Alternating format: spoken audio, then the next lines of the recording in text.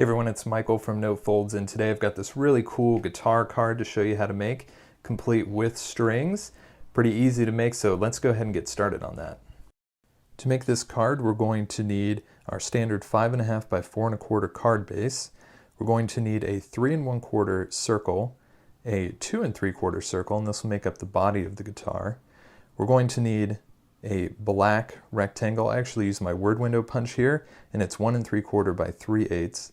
Then we're going to need a 1.5 inch circle out of black. That will be the sound hole.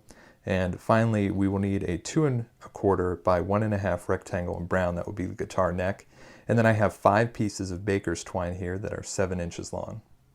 I'm going to take my word window punch again and just turn this over. And I'm going to punch a hole toward the bottom portion of the larger circle, the 3 1/4 circle, because this is where I'm going to pass my baker's twine through.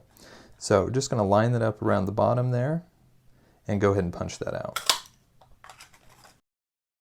I've zoomed in a bit here so that you can see what we're going to do. This is the actual back part of the guitar body. This is the larger circle. And I'm just going to pass the twine through here.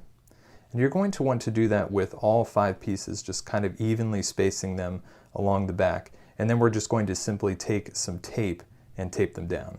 And here you can see I've taped those 5 pieces down kind of evenly spaced. I'm going to attach the smaller circle to the back of the larger one.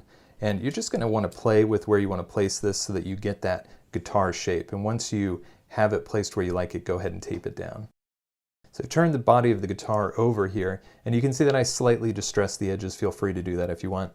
But take the sound hole now and go ahead and tape that down, and we're just going to line the top edge of that circle up with the top edge of our larger circle, and try to get this as centered as best you can.